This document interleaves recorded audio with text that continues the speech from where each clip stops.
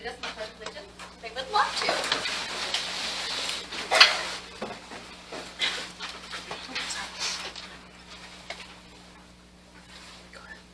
I pledge allegiance to the flag of the United States of America and to the republic for which it stands, one nation, under God, indivisible, with liberty and justice for all. Thank you very much.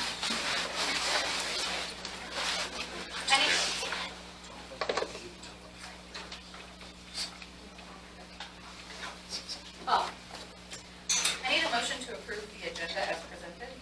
So moved. Second. Discussion? Roll call. Mrs. Keys? Yes. Mrs. Lopez? Yes. Mrs. Bertler? Yes. Mr. Phillips? Yes. Mr. Sanders? Yes. Dr. Anderson? Yes. Do we have any correspondence? None. Okay. Reports and informational items. The student representative report from Harmony.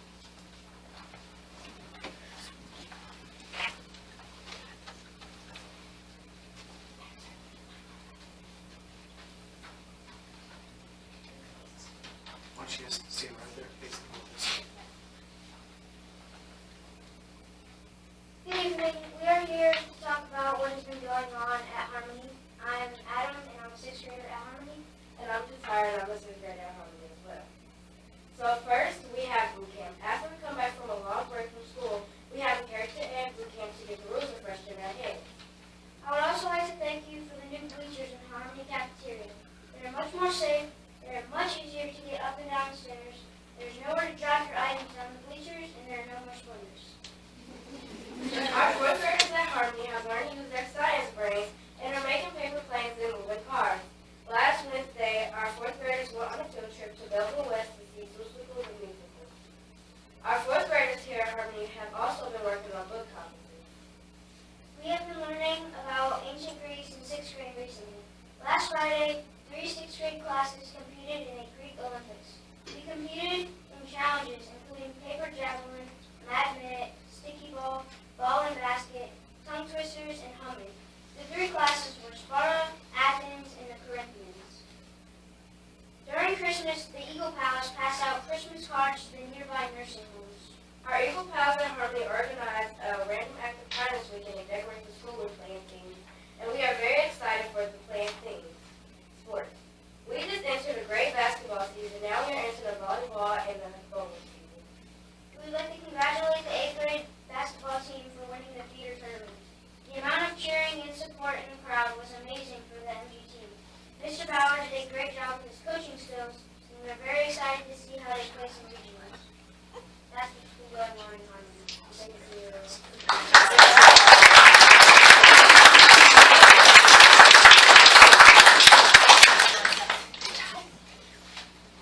Do I go? Okay.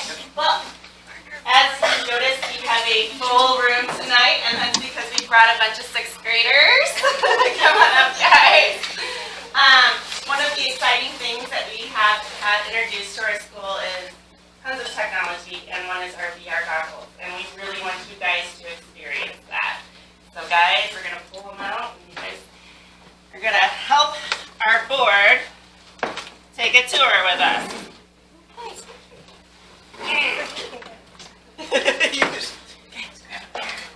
Board members.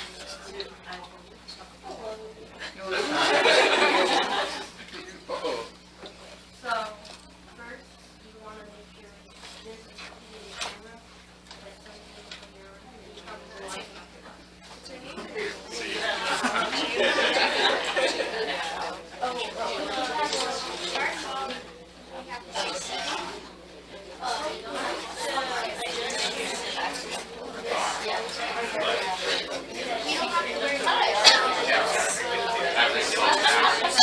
Everyone's on board.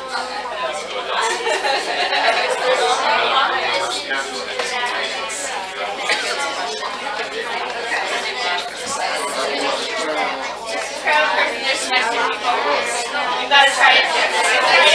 You can try it too.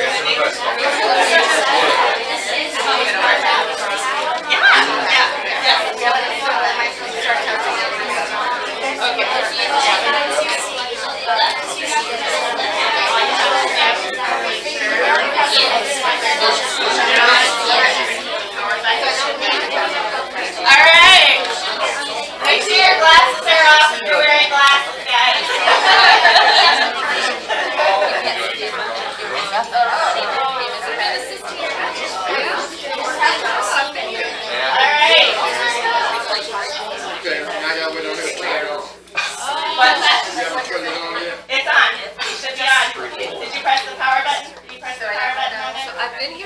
there we go.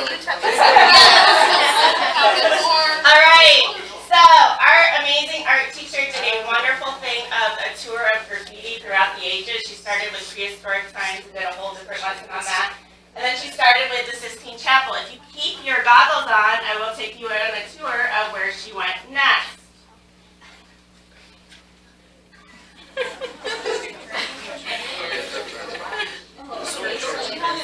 Oh, yeah. As soon as you remove it from your face, it goes off. Everybody see the graffiti in Finland? Yeah, see, it's the wavy thing going on. Next, Is that okay? our 6th grade studied ancient China. So now I will take you to the Great Wall.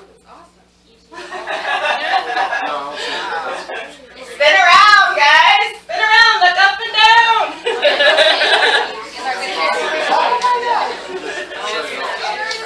Yeah. Yeah, this is the one that freaked out most of our students.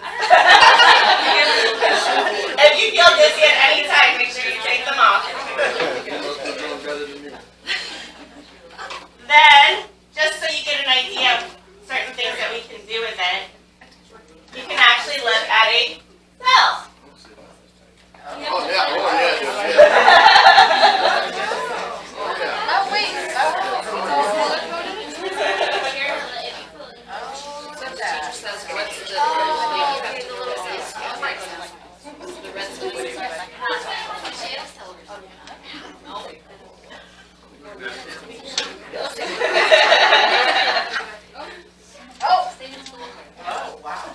Jamila, I see you.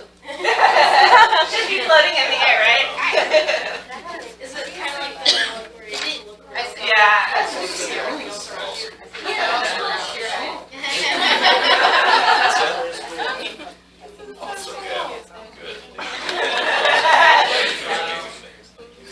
Sit back. That's our end of our tour for tonight. Feel free to ask our students any questions.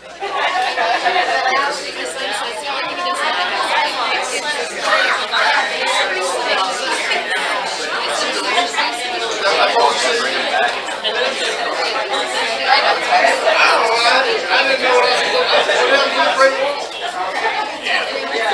Oh, they went somewhere else? We're just gonna ask you for your own room, Charlie.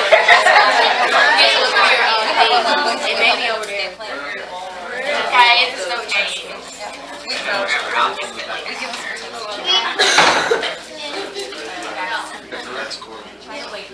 You guys didn't mention.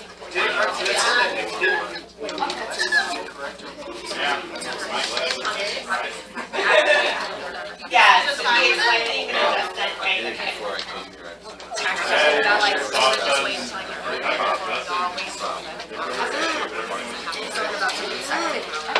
Yeah, but yeah.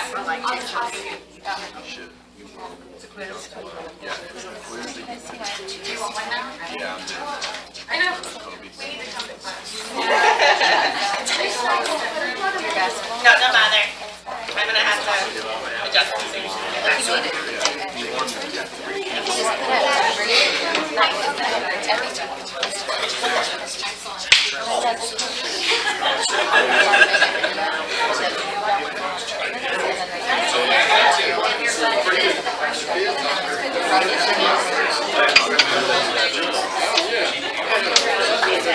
Thank you guys very much. We're gonna go ahead and move on.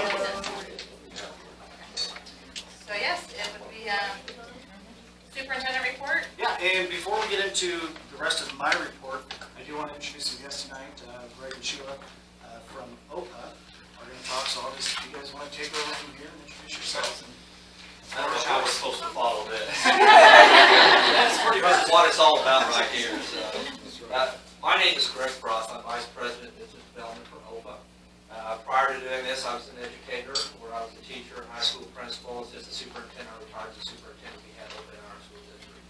Actually, we were north of the airport in Kansas City, about 4,300 kids. We've had OPA for over 30-some years. So, I'm doing this now. I've really enjoyed it. I have with me, we're going to tag team this PowerPoint a little bit. I have with me Sheila Frost. When we say we share the same last name, she is my wife. I always like to qualify that we met and married when I came to work for OPA. I wasn't married to OPA whenever I was sitting in that seat. So anyway, we're going to tag team this a little bit as we go through this. Feel free to ask any questions you might have, and we'll keep this very informal. Just first a little bit about OPA. We're a family-owned business, been in business since 1978. We're located in Chesterfield, Missouri, which is, I just Googled it, 31 miles from here. So our home office is very close to your school district. One of the things we've always hung our hat on, if you will, or specialized on, or in, is scratch cooking and baking, and we still continue to do that today. Whenever I was a teacher starting out in the 80s, to show my age a little bit, it seemed like in the smaller districts, there was a lot of that. It seems like over the years, for whatever reason, it's kind of gotten away from that, more processed foods, and et cetera. And that's just one of the things that OPA continues to do, that we feel improves our participation levels and makes maximum use of your commodities as well as the school district. We see a little bit about where we are. We're currently in 7 states. We serve about 300 school districts. You can see we're very strong in Missouri since that's our home state.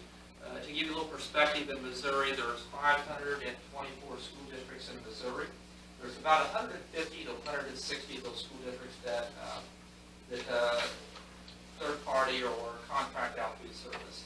We have it says 131, we actually have 135 of the 160 in Missouri, so we're very strong in Missouri.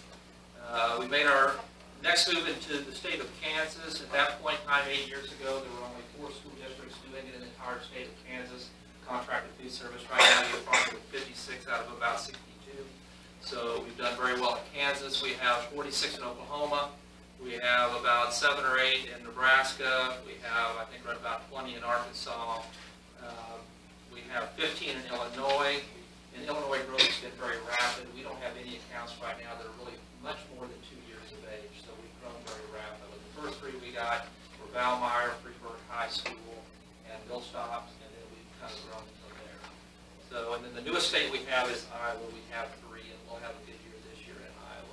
This here kind of shows you where we are in Illinois, so a lot of these districts you will probably recognize. Several of them are fairly close to your district. Well on that. Then you kind of see here where we're located across the different regions of the 7 states. We serve primarily districts anywhere from a size of about 300 to 6,000. If you were to look at all 300 of our districts and took an average on size, you would find our average is about 1,100 kids in a school district, probably. So we tend to serve a lot of the smaller districts in these different states that we serve in. One of the things that we're very proud of is that we have a 98.5% retention rate. So we very rarely lose a district once we have the opportunity to partner with them. The very first school district we got, we still have, which is Brookfield, Missouri, which is kind of the top part of Missouri there. But we have a lot of districts we've partnered with for 15 plus years. A little bit about the benefits of OPA, really contracting food service in general. First and foremost is going to be the purchasing power. We serve about 40 million meals a year. So that gives the purchasing power greater than, of course, a school district or a consortium of school districts or even a state consortium in many states. So our buying power is very strong. And so what does that allow us to do? It allows us to purchase food at a lower price point than the school district can. It allows us to purchase not only a lower price point, but higher quality foods than what a school district can. So by doing that, it allows us to make our money as a company, as well as to push money back to the school district from the standpoint of financial advantage. The other thing we'd like to do is increase participation through not only the quality, but the number of choices. We'd like to, and Sheila will talk about this here in a little bit, but we'd like to offer 3 to 4 reimbursable choices at the elementary level, and at the middle school level and or high school, which I know doesn't apply here, but we'd like to offer 4 or more reimbursable choices. So it's not uncommon for a district your size, like the middle school level, to see 5 or maybe 6 reimbursable choices, as well as a la carte and other things if you wish. One of the things we take care of is full compliance with federal, state, and local regulations. It's changed a lot over the last 8 or 9 years. It used to be when I was a superintendent of schools, if DESE came through and we were out of compliance on something, they would write you up, you'd write a corrective plan of action and say, see you in 5 years. Now they're actually withholding federal dollars from school districts, so it's a little bit more higher, it's higher stakes than what it used to be. And that's one of the big features that you get with contracting food service and keeping you in compliance. Also taking care of menu development, which is a big part of compliance. We take care of that with our registered dietitians, and we have chefs on staff.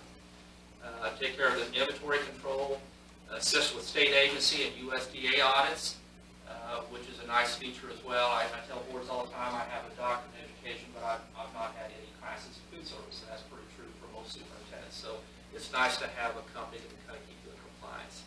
Take care of a lot of staff training, and in general, program, employee management, and oversight of your program as we partner with the district to do that. So I'll step aside here for a second. I think Sheila will be up next here on the menu part. I'm going to talk a little bit about our menus. There are some in your packets that you can refer to. There's also a staff special in there that we offer at least once a week to any of your adult staff. So there are all kinds of different varieties for lunch and breakfast on those menus. But this kind of breaks it down into the types of choices that we provide that you see on the menu. Like Greg said, we have been known for our scratch cooking. I've been here 28 years. I've worked for OVA, and we have been scratch cooking for this entire time, which requires a lot of teaching and a lot of training to the staff as we bring our recipes in.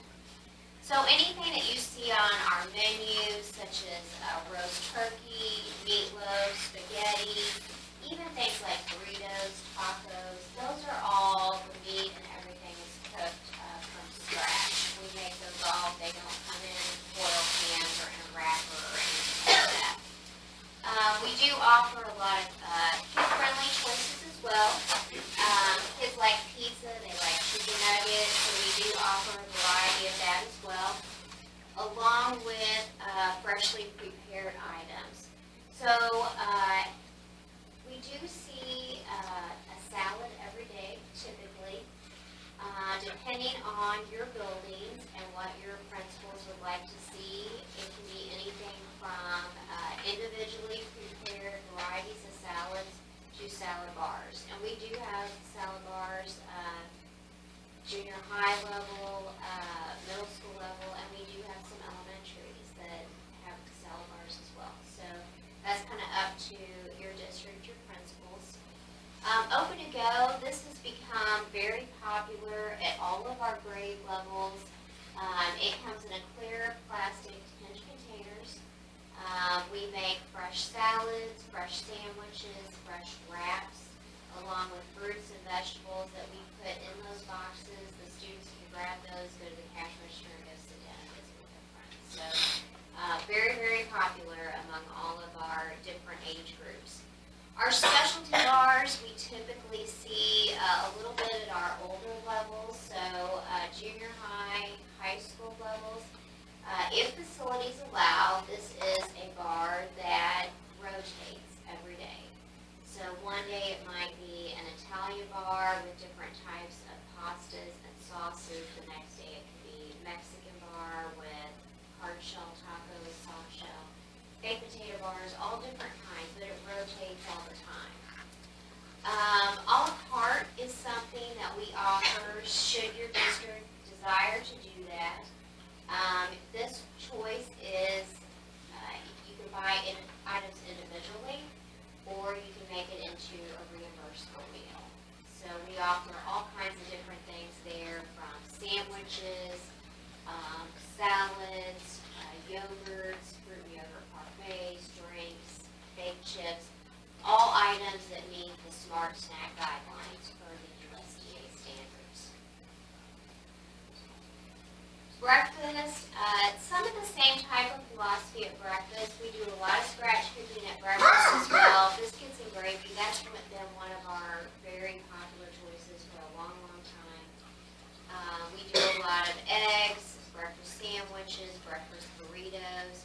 We also do, a lot of kid-friendly things like waffles, pancakes, things like that as well.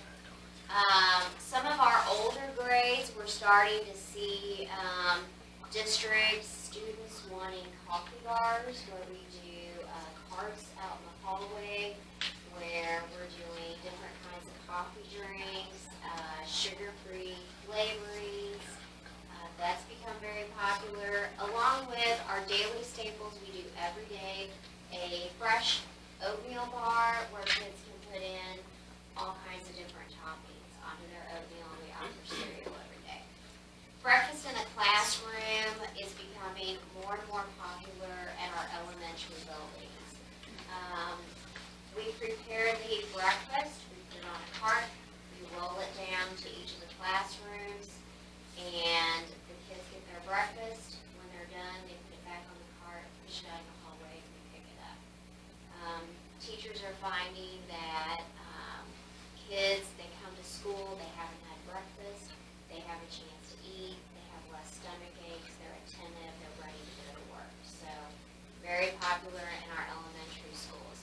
Second chance breakfast is something we're seeing at our junior high, high school levels, where students have the opportunity to participate in breakfast on a cart about an hour after school starts. So between like first and second hour, they can come up to one of our carts and purchase a yogurt, fruit yogurt parfaits, breakfast sandwich, and go on to class. So those are becoming popular as well. I brought with me tonight one of the things, when you look at our menus, you'll see some of the baking that we do. So some examples here are our hot rolls. You see those every Wednesday. That's kind of our home style day. You'll see mashed potatoes and gravy, green beans, different vegetables that day, turkey, chicken patty. That's been a staple that kids like that day. Some of our muffins, our focaccia bread, cinnamon rolls. These are all the items that you'll see on our menu. This is the size that they are. And one of our schools baked these fresh this morning. So I was leave these here. You guys can pass them around and look at those tonight. One of the things we also offer is a fresh fruit and vegetable bar. If your school doesn't have a bar to use for this is part of our bid. We bring in the cars. They're bright. They're colorful. Wrapped in a vinyl wrap with fruits and vegetables on the outside. We bring in the pans, the serving utensils, and provide a variety of fruits and vegetables for the students to choose from. It is not an additional cost. It's part of a reimbursable meal. What our guidelines are, as long as the students can eat what they take and they're not wasting, we're fine with that. So that's a really good opportunity for students to try some new things on the fruit and vegetable bar. One of the questions that we get asked about is about our partners, our quality of foods, what types of foods that we use. Greg mentioned our chef, our registered dietitians. We spend a lot of time researching the different foods that you see on our menus, the quality, preparing recipes. So I wanted to share some of our partners with you. All of our cereal comes from General Mills. Our chicken comes from Tyson. Our ketchup is Heinz. We serve Jennie-O turkey. Even down in the right-hand corner, you see the beef symbol. We've been doing a lot of things with the beef councils where we've been sourcing locally raised beef and bringing that into our schools as well. NutriSlice, this is one of the features that we provide. This is our digital menu system. You can access it from your computer, a tablet, your smartphone, and you can access it not only by district but by building. So you will see different types of menus at our elementary, and then as your grades progress, you'll see some different choices there. So this is a picture of a screen, obviously on your computer, but they've clicked on the Cobb salad. So you can see the name of the salad, you see a picture, you see a description.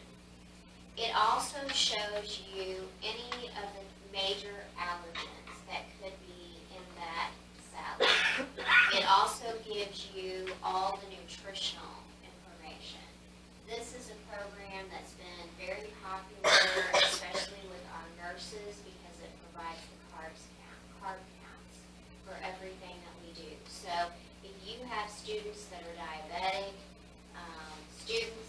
resources. Parents can go online, they can look those carb counts up, and it is a lot easier for those students to eat at school. Another thing that it offers, if you look up in the right-hand corner, you see a list of allergens. I personally have a problem with milk. If I check that box, it'll take everything off the menu that has milk in it. So it's a really good safety feature as well, especially with all the allergens and things that we see today.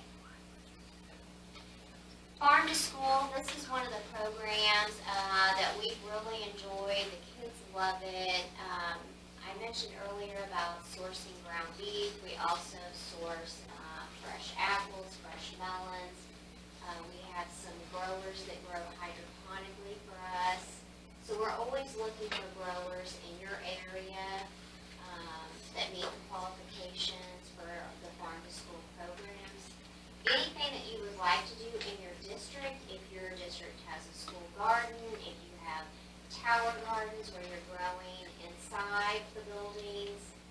We even have schools that grow tomatoes in buckets in their classrooms. Anything like that that you would like to do, we partner with you to be able to provide those activities to your schools. Some additional opportunities, we always think about breakfast, we think about lunch. We do meals for field trips, so if you have ball games, band activities, anything like that, we can provide meals to go on the buses. Field trips during the day, if you have those, we can pack coolers, send reimbursable meals. Parents don't have to pack those for their kids. Some of our school districts are really seeing a great advantage in our evening program. If they're 50% or more food reduced, they qualify for that third meal a day. And we have a lot of school districts taking advantage of that as well. It's been a wonderful program. The picture we have here is of one of our health and wellness fairs that we've done. This is something that we do. It's of no cost to your district. It's a value-added service to bring some nutrition education to your students. We set up booths. You can do it in the evening. You can do it during the school day.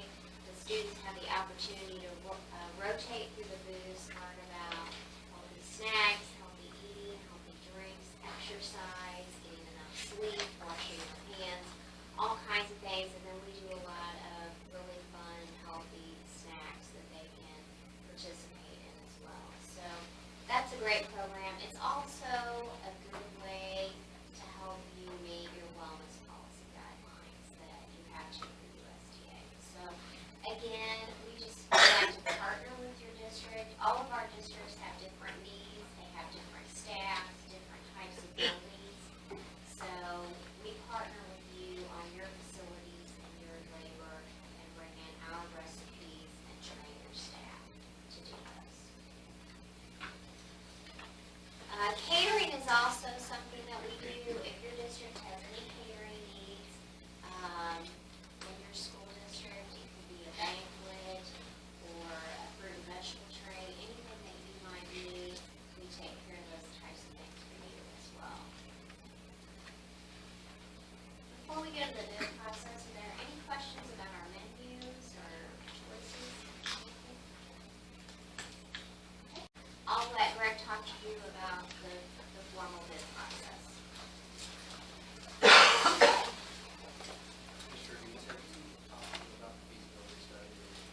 Briefly, yeah, no, we did about what we could say about what came out to a few months ago. Okay. I will mention that anytime you go to bid for food service, and you have to go to bid, you can't just go to a company.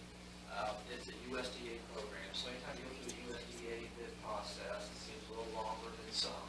And so it takes about 8 to 10 weeks to get through all the different hoops when you go to bid. So this gentleman here is quite a bit of work.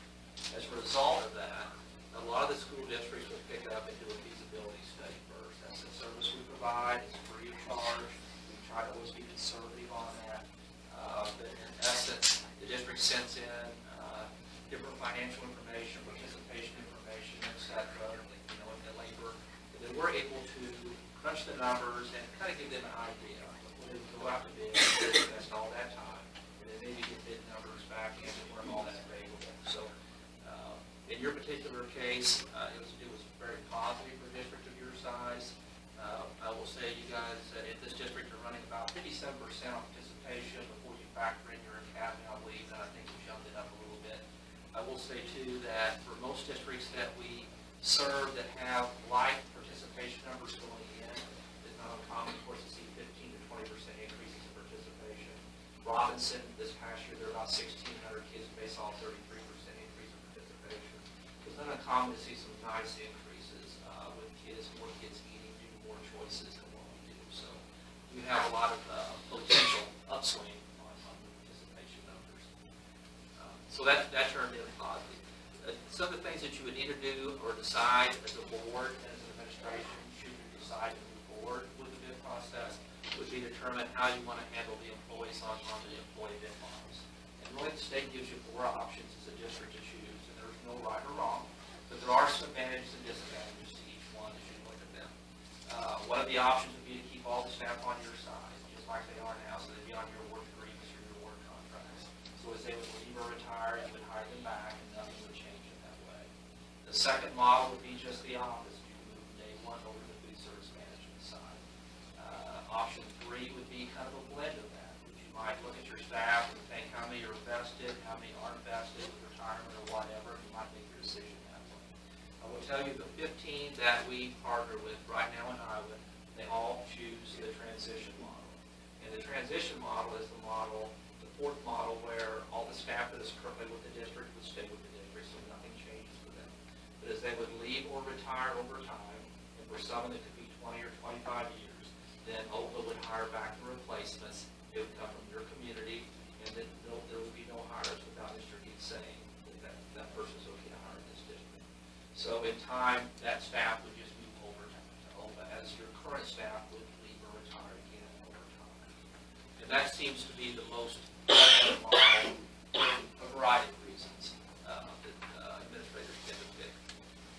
Pre-bid conference is going to be a formal part of the bid process, where anyone who is interested in bidding on your account would come on a particular day at a particular time. They get to see your facilities. That's where they can kind of see what you have in the way of equipment, what your space restrictions might be, or constraints, and maybe how many choices and options they can offer to the district. So that's really the pre-bid process. So again, that takes about 8 to 10 weeks to get through all that. Most boards will make their decisions or vote on, take board action in either May or June. The way the bids work, it's 5-year fixed pricing, which simply means that we would give you a price for each reimbursable tray. So there's no other charges, there's no charges, these other things, these are value-added services. So you're only billed on each reimbursable tray you serve. Right now, every month, every district and every state turns into the state account, the reimbursable meal count. That's where they get their federal reimbursement and their state reimbursement.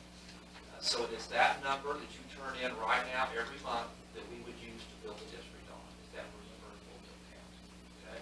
We only serve one meal, you're only going to get billed for one. We won't be here very long, but that's how that works. Okay?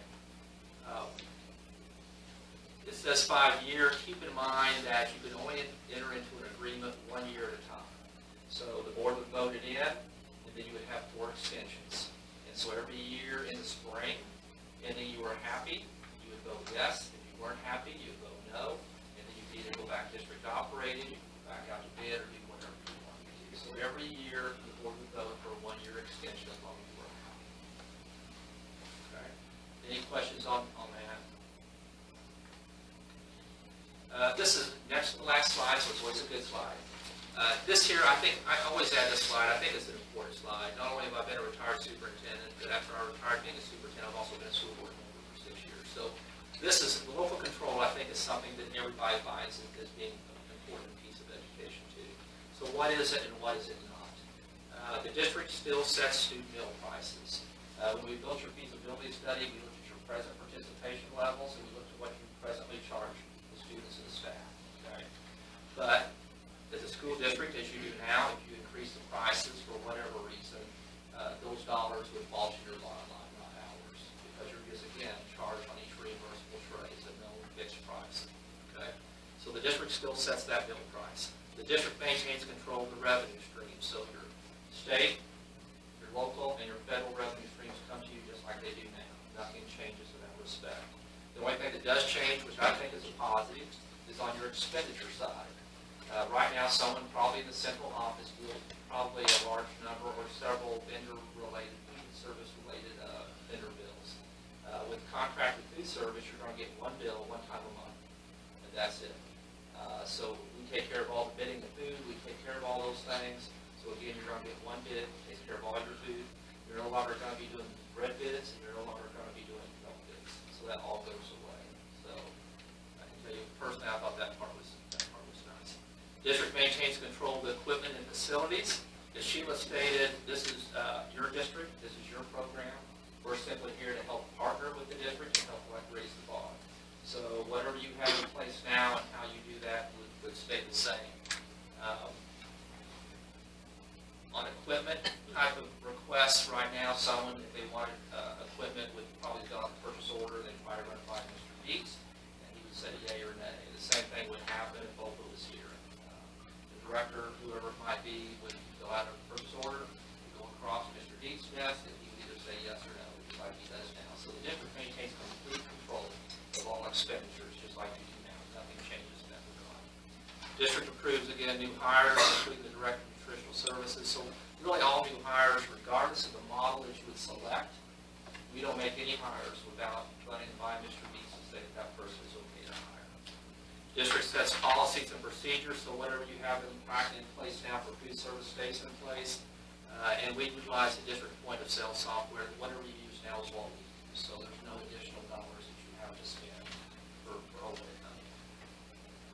Any questions on this particular piece? And then the last slide, and I think this is probably the biggest reason, along with our program, for the 98.5% retention rate. We spend a lot of time with staff, and transition staff, and the training of staff.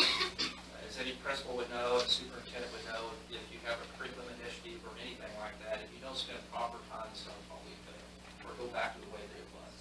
So, OPA, whenever we're voted in, we send in trainers. We start working with the staff.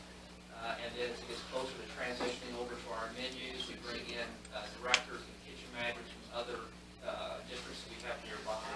We actually pair them up with the entree people, the bailiffs, et cetera. They're here on your district in every building for I think about 5 days.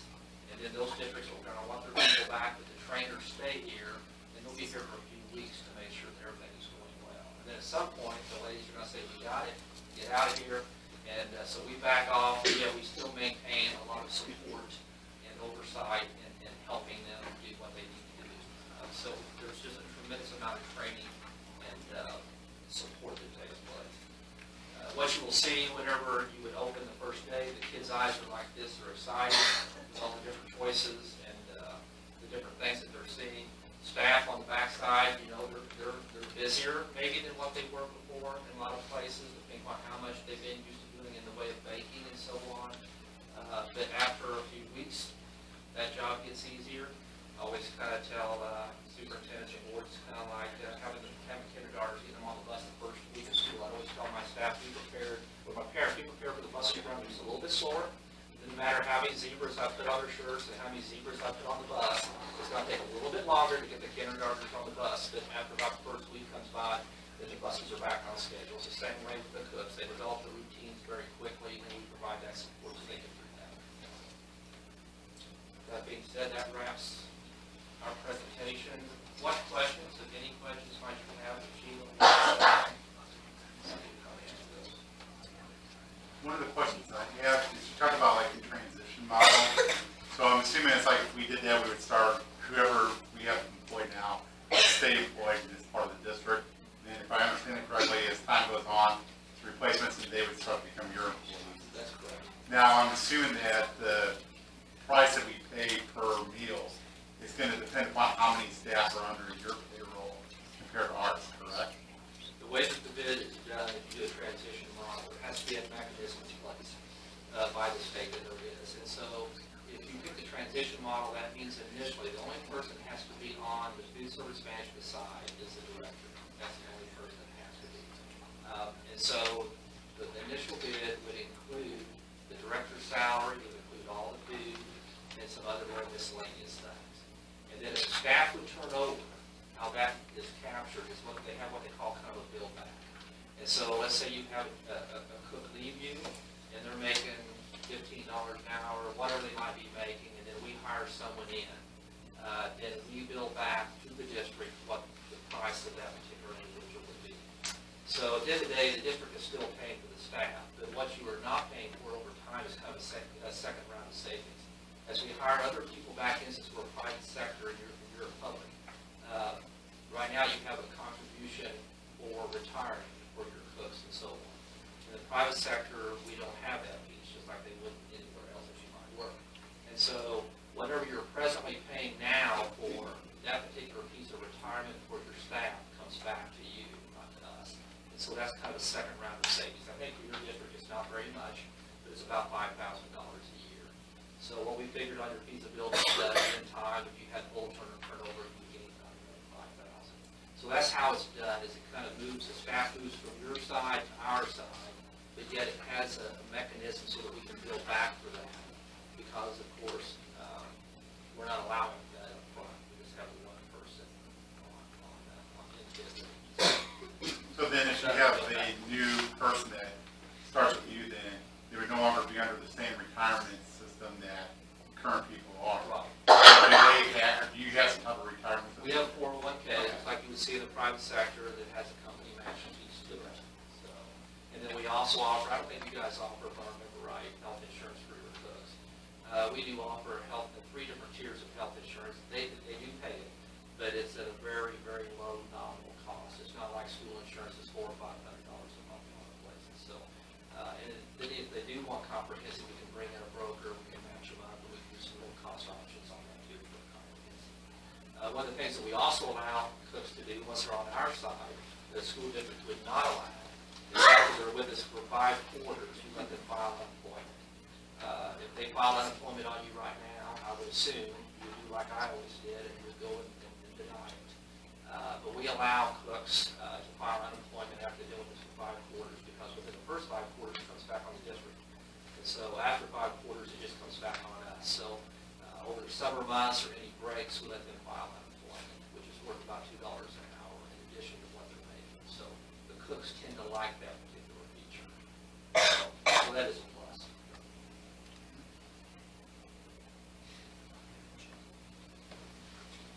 I just have a question about equipment. So if we make our choices and you would say, that's great, except like your ovens can't handle that, or we need another cooler, you would help us determine what kind of equipment needs we would. When we do the pre-bid, we go through and look to see what you have in the way of equipment, because we know what we kind of would like to see. We also know, in your case, I think as a district, you're losing about $50,000 to $55,000 a year on your food service. I believe in that, right? So you're subsidizing food service to that tune outside the classroom, in essence, to pay those bills. And so we know when we come in, we can't put those kind of monetary demands on the district, because they're trying to, they're trying to kind of get out of the hole, if you will. So for the most part, we come in and we work with what you have in the way of equipment. And then as you start doing better financially, then we always make suggestions, but they're not things that you have to do. So again, keep in mind, we're in 300 districts. We are in districts that have very, very limited resources. And then we're also in other districts, like where I retired from, that happen to have some really nice facilities. So we kind of see it all. And so we come in, and we're not a cookie cutter company. We come in and we have to kind of customize our program to you and meet your needs. That's what's important to you guys, meeting your needs. So that's something that Nova does a really good job of doing. So in our small district where I'm at now, we're in Vandalia, Missouri, and we're about 600 kids. And so we have just 2 buildings, but we have, I think, 4 reimbursable choices at the elementary, and then I think we offer 5 or more reimbursable choices at the secondary level. We have a senior there now. So even in the smaller districts, we're able to offer several reimbursable choices. Great questions. Anything else? Been very guys are in. following this group. So, Yeah. feel free to help yourself at any point during the evening. And sorry we didn't bring in napkins. And so to our students out here, I'm glad you guys got to stay because I'm going to ask your principals and teachers to maybe touch base with you tomorrow and get your guys' thoughts too, because the big reason we're doing this is for you guys. So I want to get your guys' thoughts. All right. Thank you very much. Thank you. Yeah, we'll be in touch. All right, we're going to move on to our first semester teacher awards, and parents and kids, I do appreciate you staying just a little bit longer while we get to recognize some staff. I was very blessed, and bear with me for a few minutes of talking. You guys know I like to talk. Yes.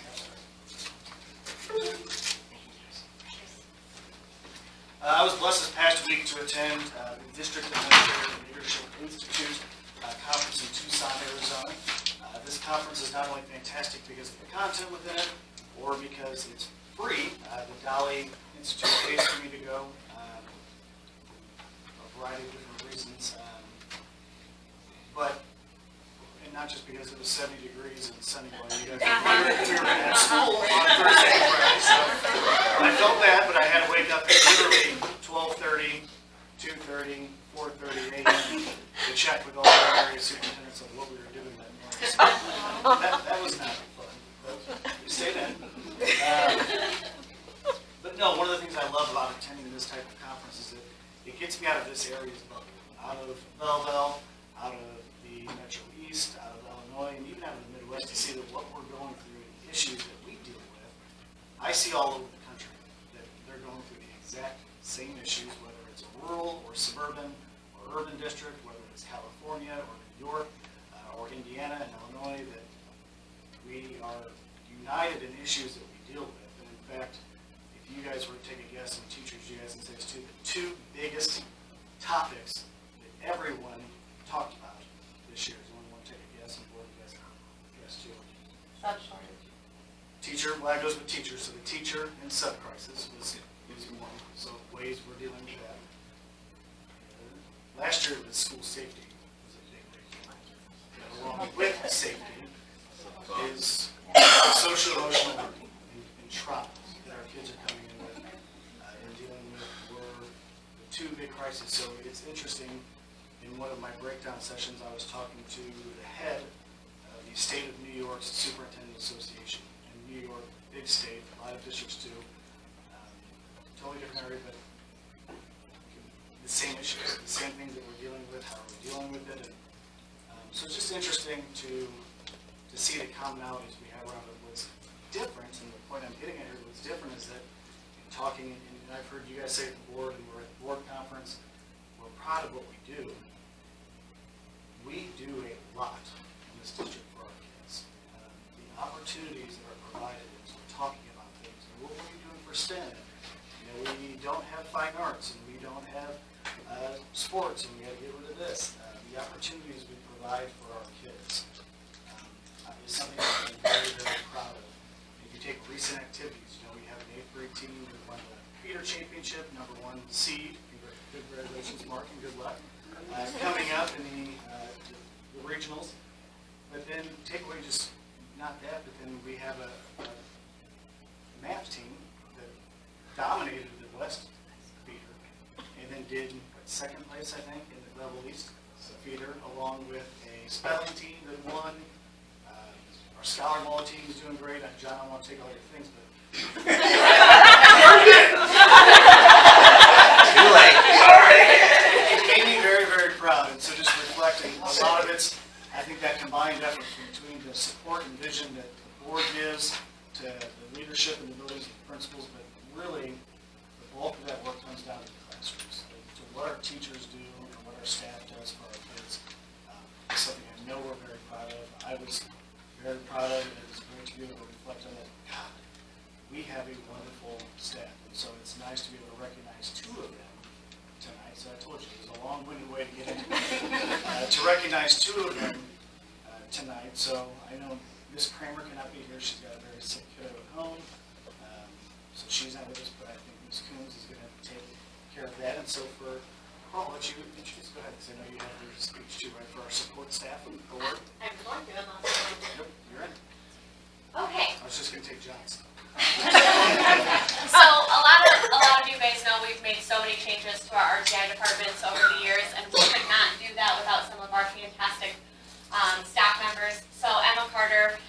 done a fantastic job at Ellis in our RTI department. She has become a leader in the building. She's someone who's dependable, who's flexible, who we really count on to form great relationships with kids. She is partaking in the new Girls on the Run program that I know everybody has heard about, and she very much deserves the support. Come on up, come on up.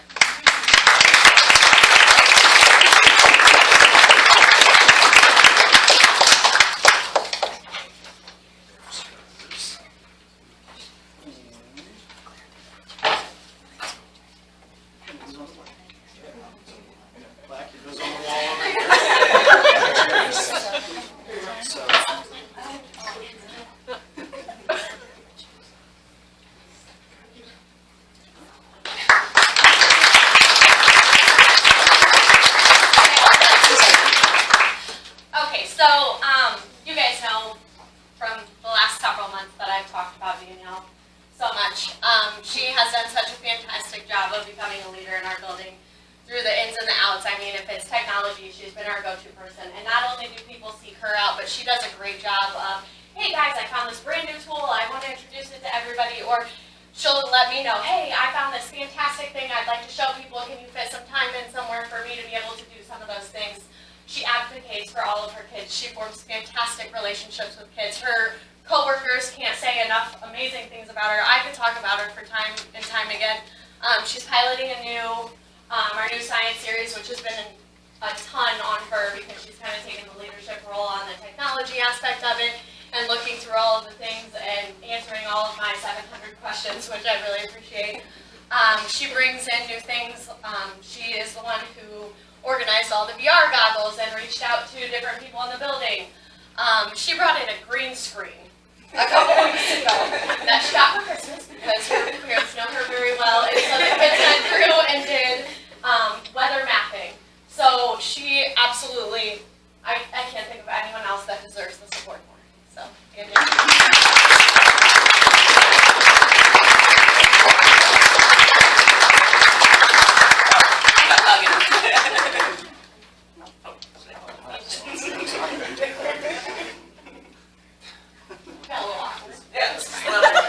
That's how we roll. Congratulations to you both. And we can't thank you enough for all that you do. Very deserving. But I think also a great representation of our staff as a whole. So thank you very much for all that you do. I don't want to follow that. But we did. Just one other quick thing. We did have a parent advisory meeting on Tuesday, the 21st. It was a great discussion, some good ideas came out of the first meeting, including some changes that are already implemented within our website. And the next meeting is on Wednesday, February 12th. So it was some really good discussion. Great group. We're hoping our attendance is bigger than next time. We had several that couldn't make it. But those who were there had some really great ideas, and we've already implemented some of them. Look for more. So keep that. That's it. Okay. The principal reports, Ms. Kramer's was in our packet. So we'll move on to Dr. Griffith, and you just go ahead and say everything again. That is all right. We're talking about all of our students doing great things, so we won't let him steal your thunder. First of all, I want to say that our 8th graders are off to a good start with the high school because they were able to go to an incoming 9th grader orientation at the high school, and many of our 8th graders were able to make that night. Thank you to Belleville West for having that so that the kids feel comfortable going to Belleville West High School, and I just think that's a great thing that they do. Secondly, they're all signed up for classes now because the counselors from the high school came over. Thank you, Ms. Keys, for joining us on that day. She came in and helped out. So I talked to all of our 8th graders. I was nervous. I was hoping they'd behave for you that day. And you said they did, so I believe it. Okay. So, yeah, we have a great group of 8th graders that are going to be leading us. But they'll be going on to the high school, and they were able to select their classes from Belleville West High School. They're all ready to go. And they got a short time left in Harmony Energy School District. They're a great group of kids. What I'd like to do is point out the academic achievements of our kids. That we have some extracurricular activities that have been taking place. They're kind of academic oriented, So, you know, I'd like to celebrate that tonight a little bit by just mentioning some names. Our Scholar Bowl team, don't want to mention all the names of all the Scholar Bowl. Ms. Perschbacher.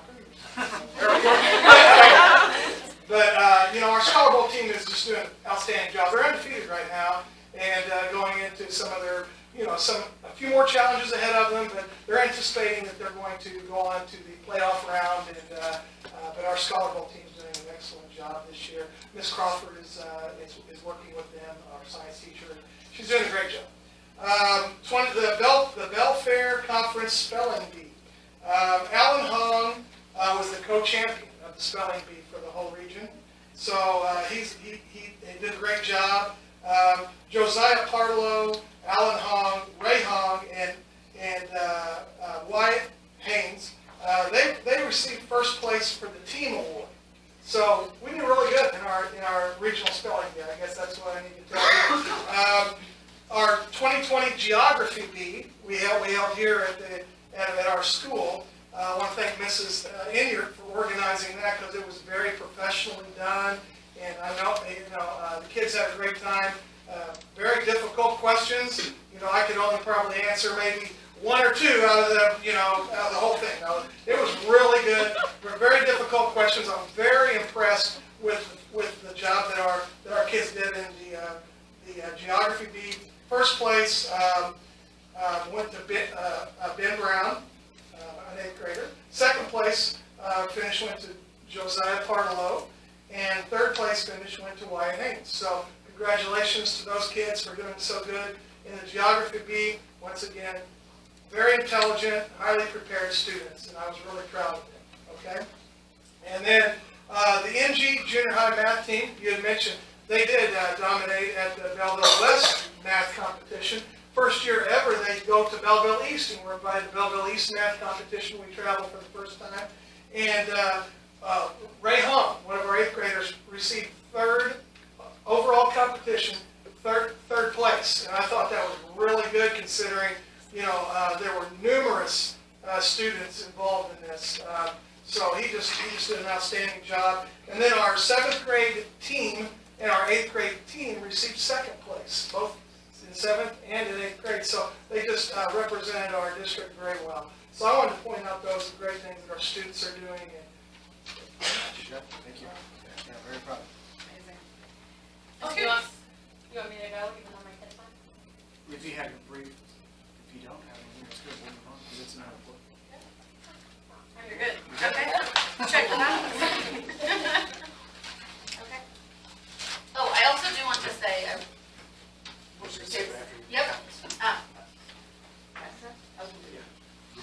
If they want to.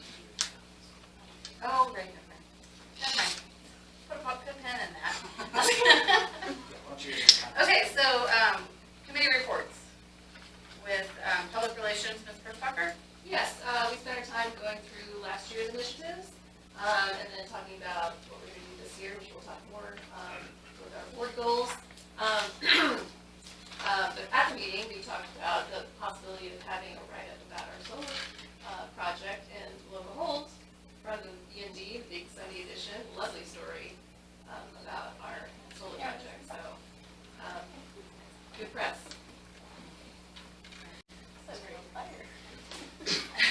So, building and grounds, pretty much the same thing. We went through our goals and that we had set last year, and we really pretty much have those covered with the buildings that we've been working on with our construction, our renovations, the solar energy.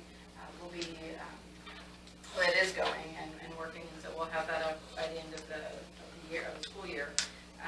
Looked at our 5-year facilities plan. Everything is on track with that. And then we just looked at, what are we going to talk about next year. So again, we'll look at our goals February. And I think the big thing is keeping safety in mind. We talked about that from the conference too. About it? Finance.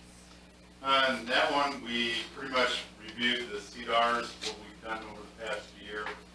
We also started talking about the Illinois District Liquid Assets Fund. This is where we're moving our funds from CDRs into that.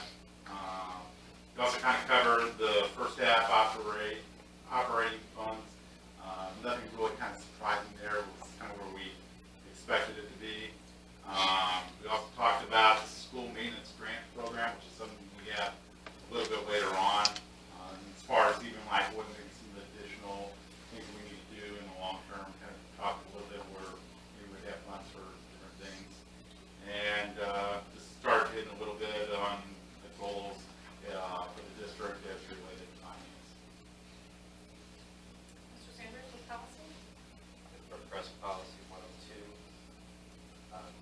recommend that approve the following stipulations. Approval of Operations Services Administrative Policy 417. This is in response to the mandatory comprehensive safety and security plan. Non-approval policies 5250, 6300, 6310, and 6320. And the changes to the board policies 2105, 2110, 530, and 767. So comments by board members. Want to start? I'd just like to congratulate those who won the awards. Also, I do have an 8th grader, so I did go to the West thing. Kind of saw where it was, a lot of things where my kids are going with it, and also the fact that he did like having the staff here and everybody working with them and getting them ready for next year. Even though he's not going to be a part of this district at that point, it's nice to see the district taking the initiative to help them get them prepared to actually do the transition. Can't believe we're halfway through the school year already. Oh my goodness. But just to reiterate what the city says, I'm so proud of all the different variety of things that we offer our kids. And I hope the kids are excited and don't take that for granted, that our staff works so hard to do a variety of things for our kids. And I think they're thriving. I mean, you know, compared to other schools, our kids are doing really well. And that's just really encouraging. So thank you to our staff for all that they do to make that possible. I just want to congratulate the teachers who are doing exemplary work. That is always good. I know there are other teachers who probably can deserve the award, but we only get out 2 a year. So that's it. So that's it. And I think the student reports are getting better each month. And the 6th graders here did an excellent job, and you should be commended. And they came up here, they're getting a little better at this dance, you know they're supposed to be here, and I think teachers have something, John, or Ms. Kelsey, you guys are prepping them well. Very good job. Thanks. Yeah, I'd like to second back to the students. The presentation was excellent. You guys were very helpful. And congratulations to our extracurricular activities, including basketball. They are excellent, as well as our math team, our scholar bowl.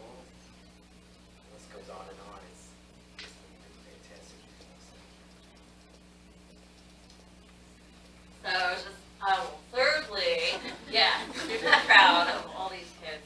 And yes, I enjoy listening to all the student groups that come every month. It's good to see the different faces, the different ages, because it shows that we're doing something in each, grade. And I think that looking on the outside, looking in our district, that's going to push us above everybody else.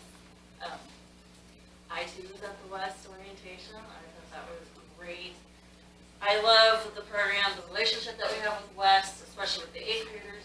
8th graders, teenagers, that awkward age. You're not going to be an 8th grader your whole life, and then you're transitioning to that high school phase. You're kind of nervous and anxious. I don't know about you, Rob, with your son, but with my daughter, I think the transition, going and listening at the orientation, it kind of gave them a warm fuzzy, a little bit, a little less anxious, a little less stressful. We got to meet a lot of different teachers, very enthusiastic. They were welcoming the kids. We got to walk in the classrooms.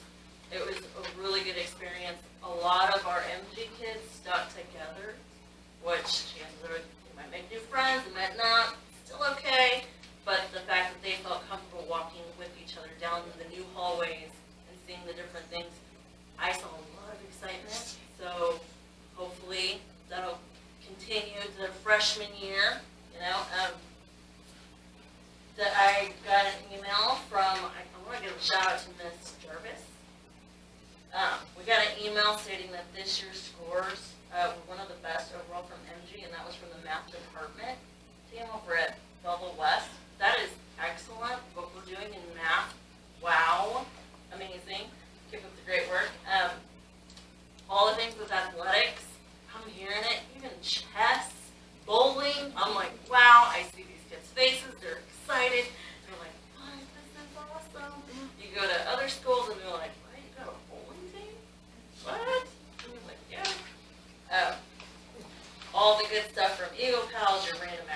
cleanliness. I think those are great, fantastic. Even EMSA, I had an EMSA student tell me when they go to Ellis, and a shout out to Miss Whitman, I think she's a kindergarten teacher over there.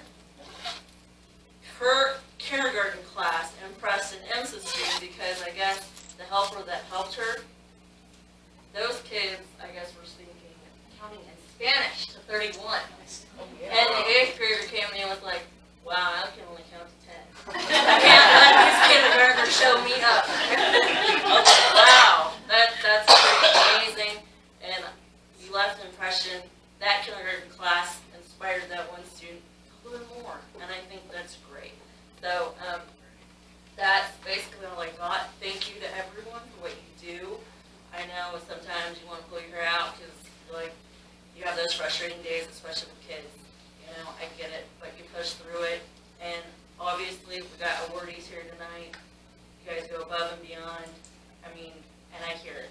The kids, you might not see it, but I hear it. They talk about you, all the good things that you're doing, so you're making a difference. So please continue to keep up the great work. Yes, exactly what Mandy was saying. Kids talk about you. I had the opportunity to work, chit-chat with the 8th graders while they were waiting to pick out their classes. And so many of them, the reason why they're sad to move on to West is they are going to miss the teachers. They continuously talked about how much they feel supported and respected by the teachers. So that was just such great things to hear.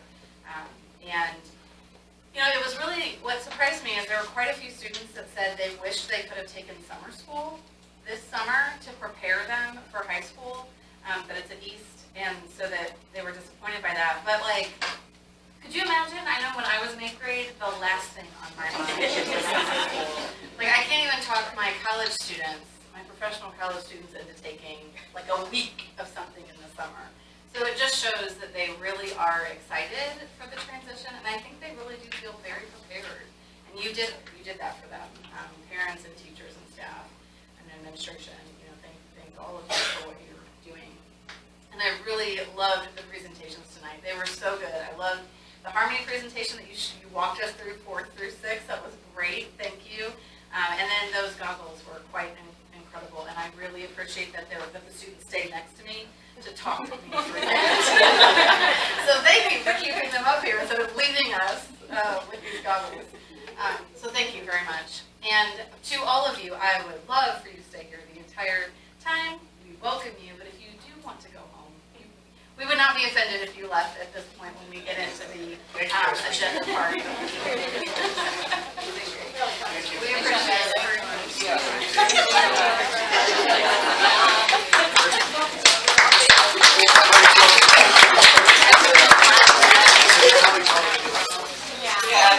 I'm so sorry. Did I? Oh, it's I got this whole row. I thought I got you as soon as I did that. And homework again. Do you have permission?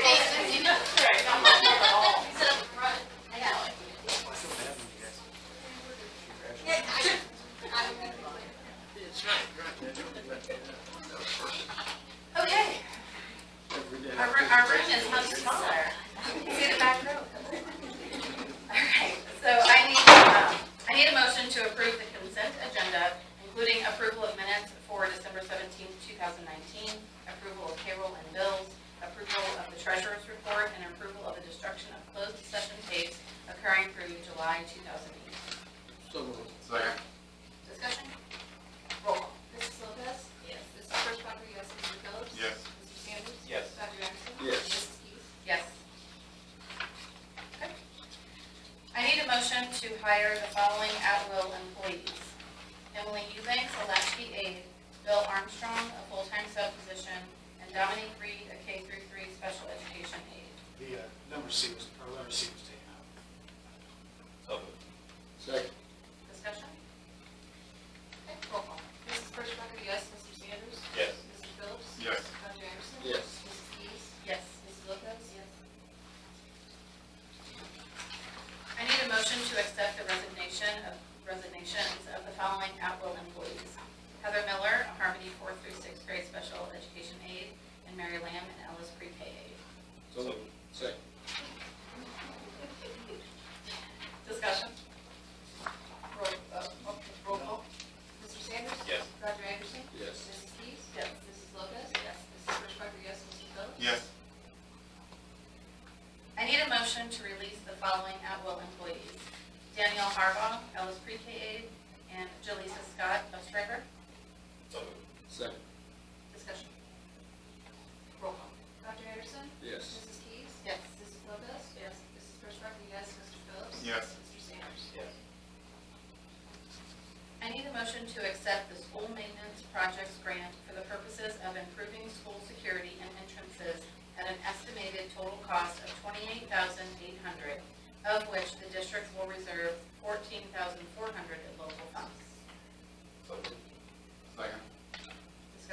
guys have a copy of the grant. We had already looked at these projects and identified them before, but with the maintenance grant came out that would cover half of it.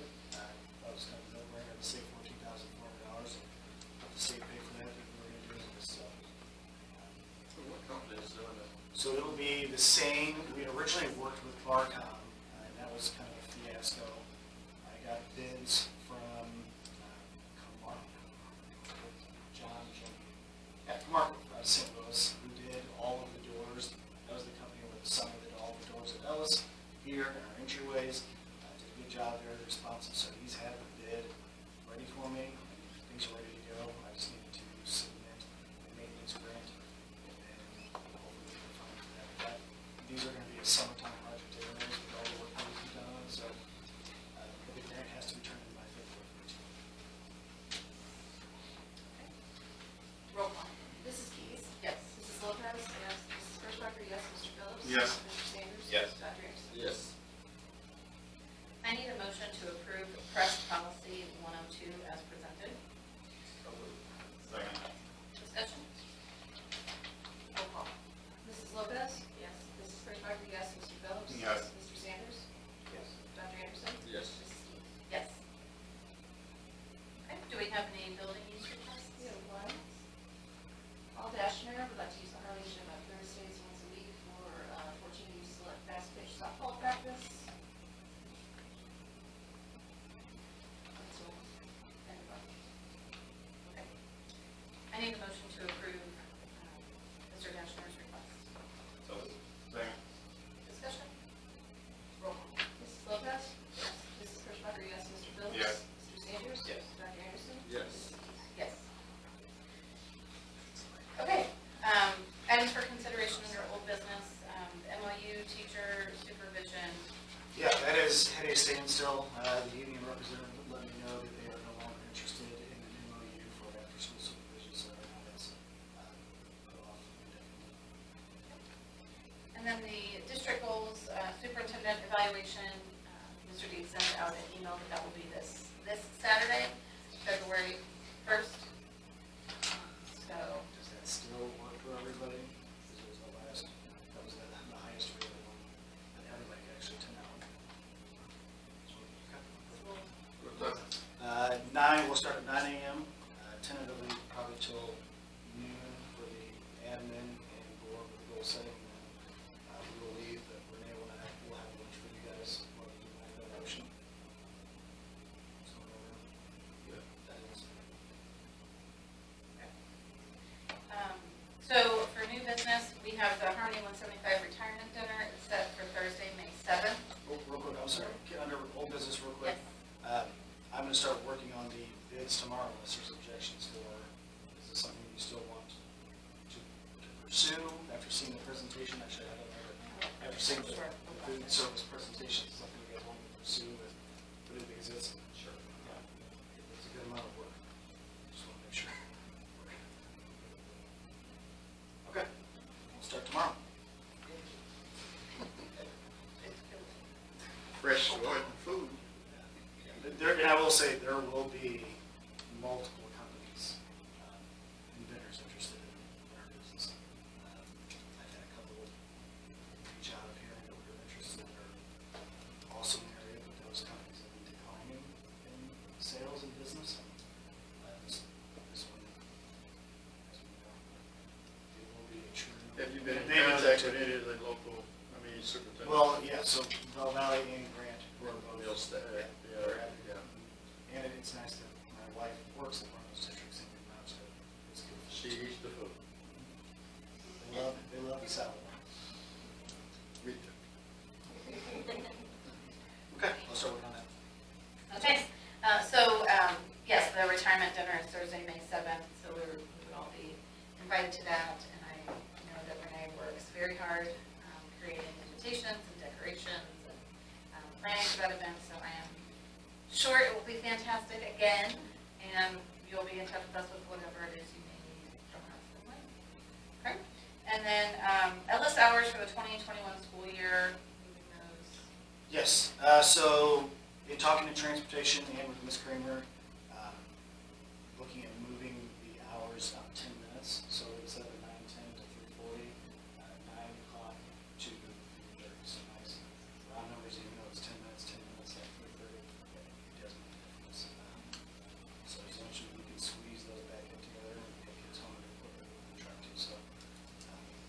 only 10 minutes, but it does make a difference.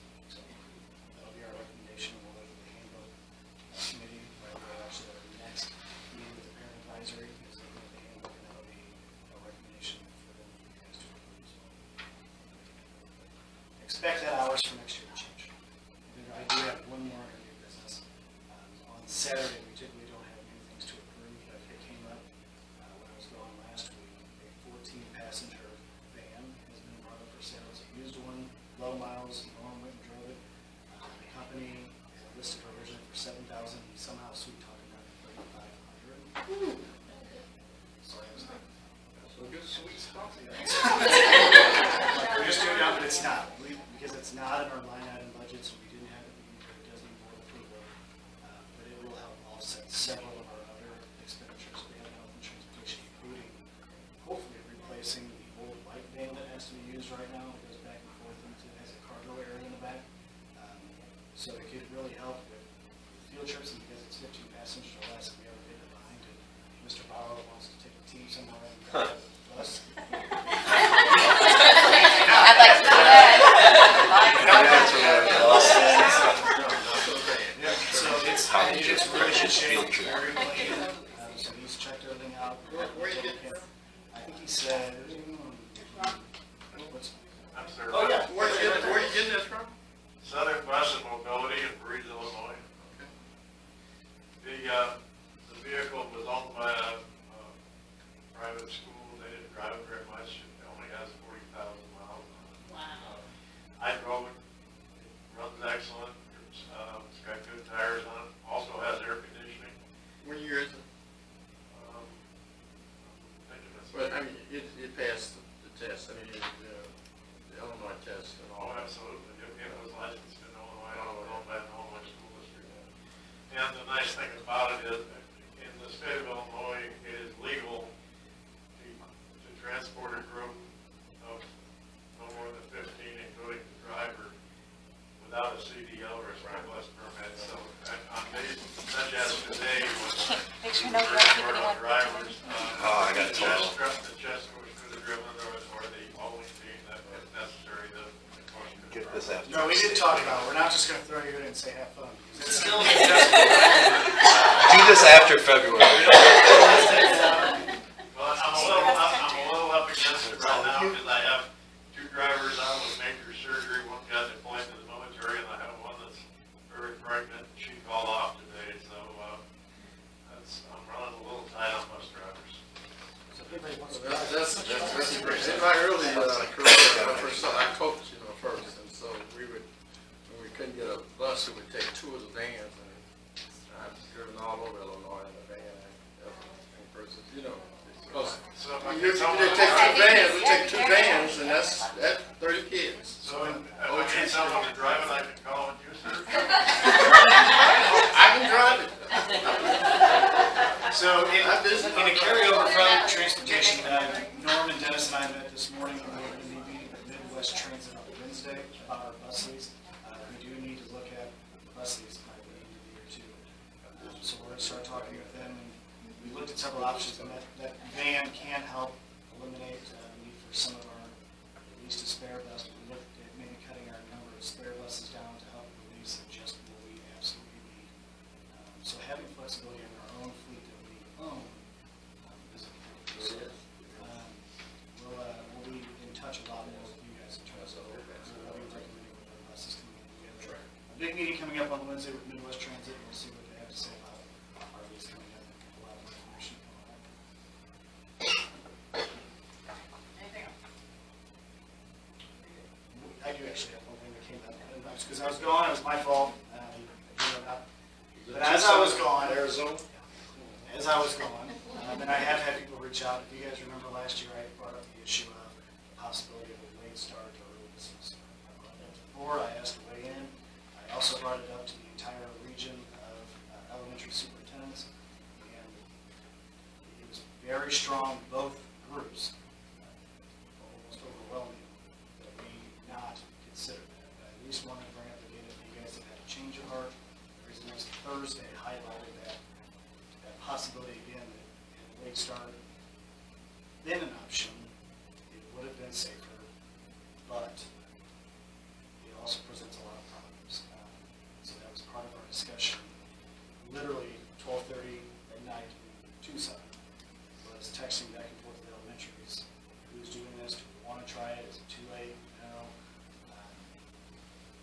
reason I don't want to put this out for a survey either is that this is not a teacher say, this is not a parent. I think overwhelming on a survey would say, yeah, I would be in favor of this, but the issue is the liability. It's ours to own. As a board administration, it takes one incident to happen, and we're on the hook. So I don't want to say I don't buy it, because I think the community is really supportive of it. We are the ones who have to assume the risk if something happens. So there's no voting on it right now, but I do want you guys to start putting in your heads, talk to your neighbors, get a little opinion of yourself of, is this something we want to look at? Because last year, it was an overwhelming no.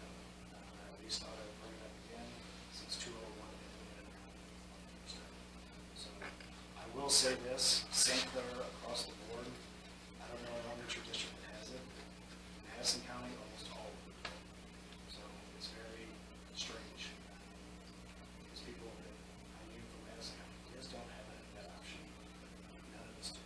So I at least want to bring it up, have you guys start kind of marinating on it, and maybe sometime this year, in the spring, or even the goal setting, something to talk about. But I just want to bring it up.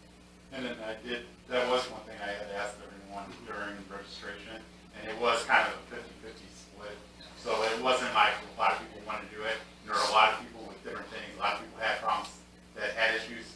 A lot of them had problems in the morning, and then a whole nother group had problems in the afternoon. So it's like, it's going to be hard to get a lot of people to agree on something like that.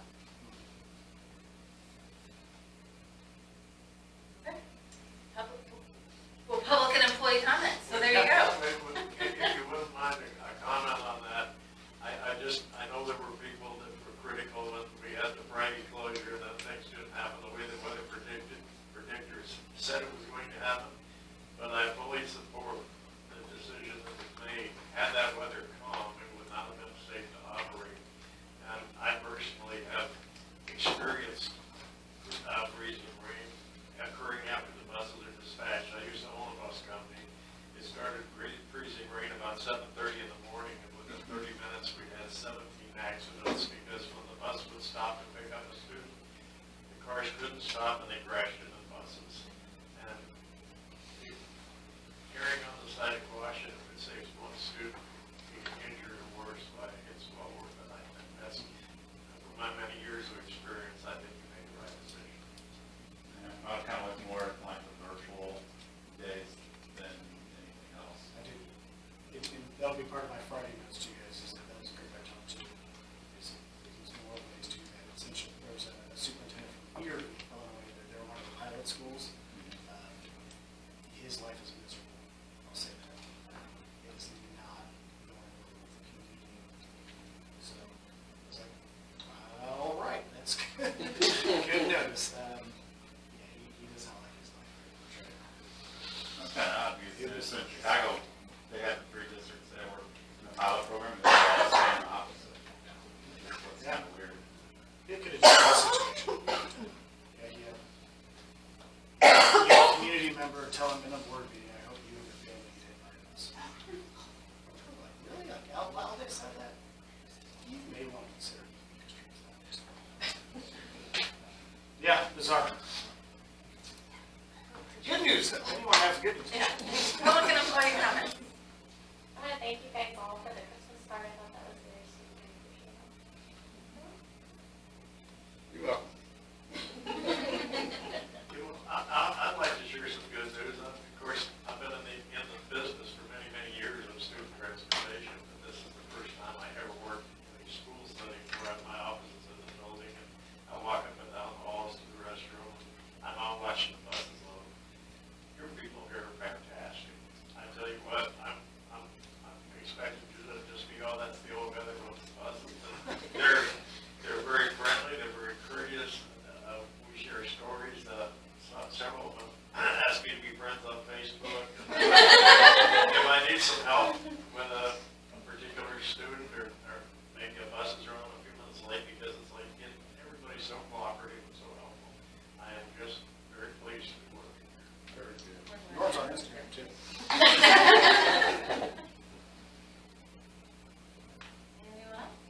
I'll say, if you don't have anything going on the 5th or the 7th of February, I would strongly encourage you to come watch our boys basketball team. You guys have a schedule going too.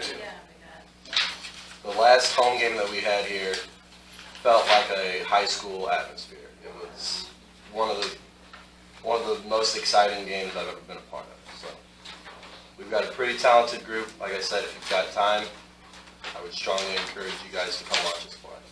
Yeah, if you can, it is an exciting team that's going to watch. You've done a good job. We've got a lot of good confidence on you, so keep it up. I'd like to compliment your students. I've had the occasion twice to drive the boys basketball team and once the girls basketball team. And they thanked me when they got off the bus at the destination. That's good. A bit unusual, but not for here. I thought that was great. Very good. I love this moment where we all show the love to each other. It makes me very happy. Okay, move on. So upcoming board activities, as we have our papers here, so we can go watch basketball. February, the meeting in February will approve the reduced and enforced list. District goal setting, superintendent evaluation will be this Saturday, and then at the end of the month meeting, we'll approve the 2021 school calendar. Kind of a peek at that in our packet. And March will approve the school and latchkey fee schedules for 2021. And then April, approve the amended school calendar for the current year 1920 and the handbook for 2021. So those things to look forward to. We do not have any items for closed session this evening, so. And real quick on the April, the calendar that we would like to approve for next month in February. We tried aligning with 201 as much as possible, but the opening 2 days are not 201. They are starting on Monday, Tuesday, but then they are going until the possible emergency days are after Memorial Day on June 1st.